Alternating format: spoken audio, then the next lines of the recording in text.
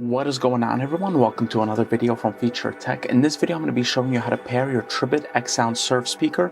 Now, before we get deep into the video, make sure to subscribe for more awesome videos like this.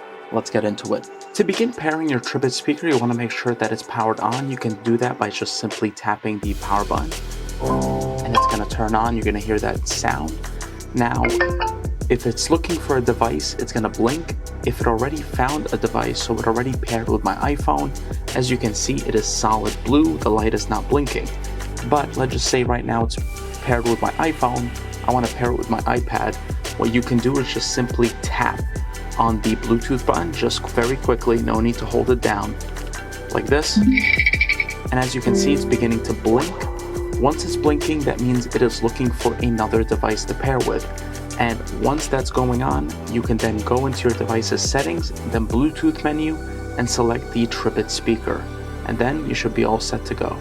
So this was my video on how to pair your Tribit XSound Surf Go speaker. Hope you enjoyed the video. If you did, make sure to like and subscribe. And if you have any comments or questions, leave them down below. Hope you have a great day. Take care.